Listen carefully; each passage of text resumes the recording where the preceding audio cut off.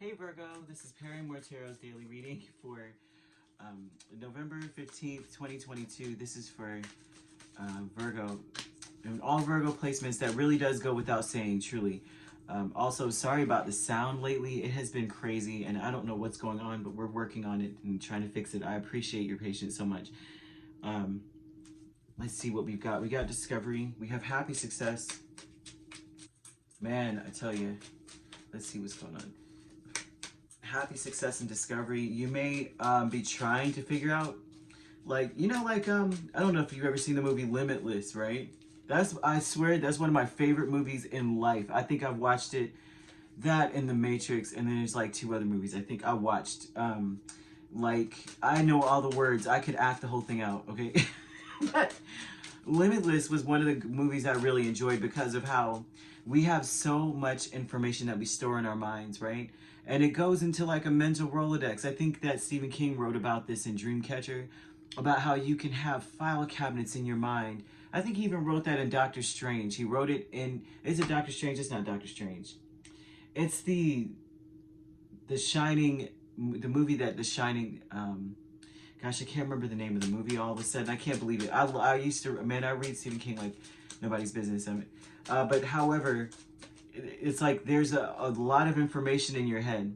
The point is, right? And you could go in and it's like if you could uncover that cobwebbed box in the back that has the keys to everything that you may have read when you were like 8. And it's like, oh my gosh, how did I forget that I did that? Or, you know what I'm saying? But there's some sort of discovery. Look, I'm not kidding that chariot energy's here. Something that, it was, golly, when you were young. This is exactly what I was seeing. Exactly.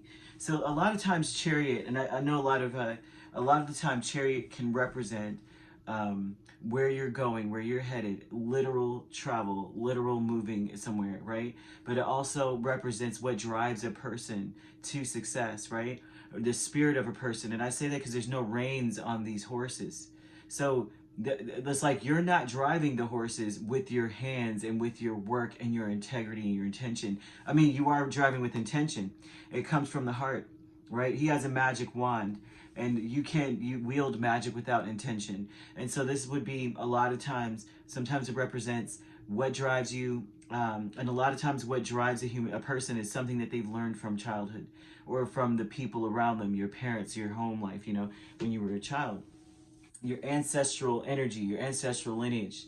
And so what you're discovering here is all the time, what have you been doing with your time when you were young? You remember certain things about your time when you were young. I think it's very important to go back into that, right? Look into it because there's something in there that's worth investing in. I don't know. I know a lot of Virgos and they do a lot of cool things, especially as children. They have I won't say lofty goals, but they really do look at life and say, I am going to do this, I'm going to be this.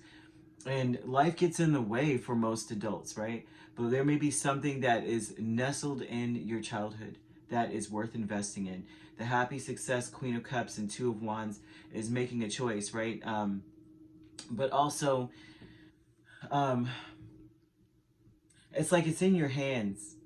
The life of whatever it is, you can make something happen. Like maybe you couldn't before, but now you're grown now and you can make it happen. It could be anything. Like it could be something where you were like, I wrote I was so and so years old when I decided I'm going to invent cars that ran off of water or whatever have you, whatever it was. You could have had something really cool, but now you have the ability to make it happen. And it may sound really crazy, but it's something that you very much so felt was something that was just amazing. It was groundbreaking to you, changed everything. It's like, oh my gosh, I could really do that. I could really cure cancer. I could really blah, blah, blah. And so that's what this shows here. Now you have new supportive connections. King of Swords and King of Swords. They aren't playing. You got people around you that have they're sharp, mentally sharp, really, really intelligent. However, watch your back with them because they're too smart for their own good. Okay, that's something here. They're like, yeah, they're smart and they may know people that know people that know people. But this combination, sometimes Although this is good, they're smart, they're wise, they're logical. They're not going to make stupid decisions or put you in a bind, but they might put you in a bind because they might be too smart. They might be like, oh, this is a great idea. Maybe if I change a few things around, I can, steal this from Virgo. Courage, Two of Pentacles, Knight of Pentacles. So you're going to have the courage to work with them anywhere, work with people, and but not only work with them, but one foot in, one foot out. You need to be slow to give them information, slow to cooperate too. I mean, cooperate, but don't be like, so guys, this is all my work, all my original work. I haven't published it. I haven't done anything. Here it goes. It's like they want you to be very, very cautious about working with them. Work with them, yes, because they have the connections. People have connections and such, right?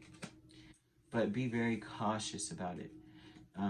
Only just enough. You put your foot in just enough to get them interested enough to do the legwork, but not enough to where they can get smart enough and get wise and try to take, because that's something that they won't, it's like they won't be able to help it. They're too smart, like, gosh, this could be an $8 billion deal, but Virgo only expects 2 million. Well, guess what? Kind of thing.